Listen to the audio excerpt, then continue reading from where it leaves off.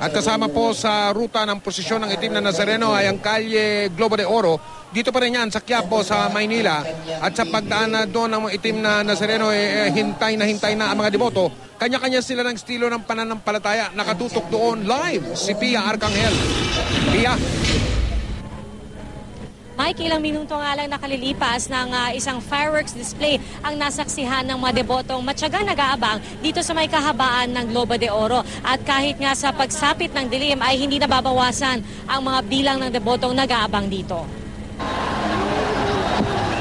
Isa ang Globo de Oro sa mahuling daraanan ng prosesyon ng itim na Nazareno. Pero hapon pa lang at kahit malayo pa ang poon, nakaabang na ang mga deboto sa dulo ng ruta. Marami ang matyagang naghintay sa kalsada. Sa dami ng nakikipagsiksikan, di na iwasang may mga nasugatan at nahimatay at nangailangan pa ng paunang lunas.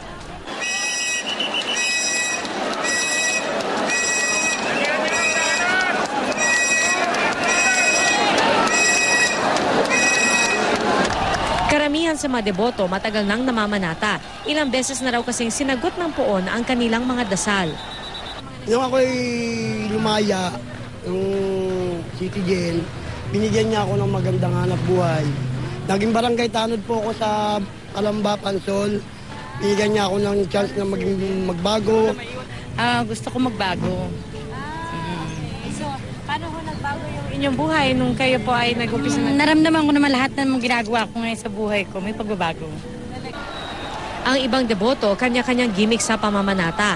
Si Wendell, pinakulayan ng maroon, kulay ng pista ng Nazareno, ang kanyang buhok. Simbolo raw ng kanyang pamamanata at pagsasakripisyo.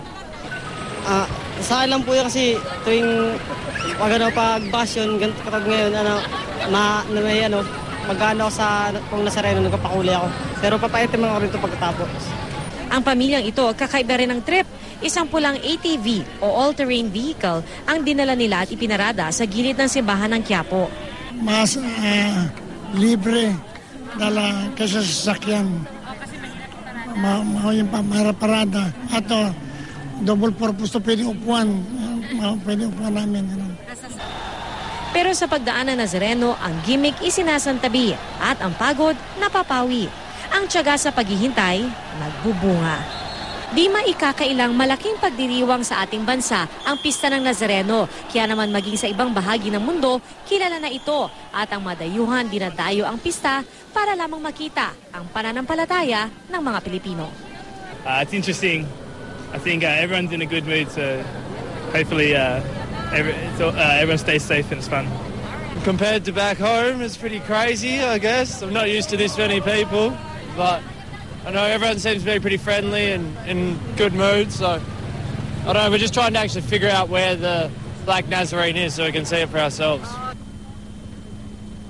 Mike, mula pa kaninang hapon ay sarado na itong bahagi ng Quezon Bridge na kinatatayuan natin. Ito yung bahagi na galing Quiapo, papunta po sa Intramuros. Pero yung kabilang banda naman, yung pong galing Intramuros, papuntang Quiapo Church, ay patuloy na nadaraanan ng mga sasakyan. Pero sa ngayon nga ay medyo mabigat na ang daloy ng trapiko dahil unti-unti nang kumakapal ang mga tao dahil nga inaasahan na sa lalong madaling panahon nga ay daraan na dito ang prosesyon ng itim na Nazareno. Mike? Pia, nasa Arlegui na yung poon. Maraming salamat, Pia Arcangel.